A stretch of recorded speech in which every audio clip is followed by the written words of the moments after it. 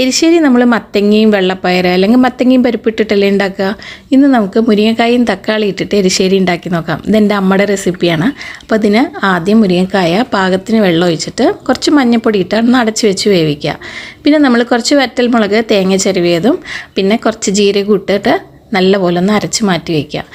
മുരിങ്ങക്കായ മുക്കാൽ വേവാകുമ്പോൾ ഇതിലേക്ക് ഒരു തക്കാളി അരിഞ്ഞത് ഇട്ട് കൊടുക്കുക കേട്ടോ. ഇതൊന്ന് അടച്ച് വെച്ച് വേവിക്കണേ. ഇത് വെന്ത് വരുമ്പോൾ ഞാനൊരു 1/2 കപ്പ് പരിപ്പ് വേവിച്ച് വെച്ചിട്ടുണ്ടായിരുന്നു. അത് ഇതിലേക്ക് ചേർത്ത് കൊടുക്കുക. കറിക്ക് ആവശ്യമായി ഉപ്പിട്ട് കൊടുക്കുക. ഇതെല്ലാം നല്ലൊരു തിള വരുന്ന സമയത്ത് നമ്മൾ അരച്ച് വെച്ച തേങ്ങ ഇതിലേക്ക് ഒഴിച്ചു കൊടുക്കാം. പിന്നെ കുറച്ച് മിക്സിയിൽ വെള്ളവും കൂടി ചേർത്ത് ഇതിൽ ഒഴിച്ചു കൊടുക്കാം. ഇതെല്ലാം നന്നായിട്ടൊന്ന് തിളയ്ക്കുമ്പോൾ നമ്മൾക്ക് കുറച്ച് കടുക്, വറ്റൽമുളക്, കറിവേപ്പില, പിന്നെ നല്ലോണം കുറച്ച് തേങ്ങ ചിരവിയതും നല്ല ചോക്കന വറുത്തങ്ങോട്ട് ഇതിലേക്ക് ഇട്ട് കൊടുക്കുക. അപ്പോൾ നമ്മുടെ എരിശ്ശേരി ഇവിടെ റെഡിയായി.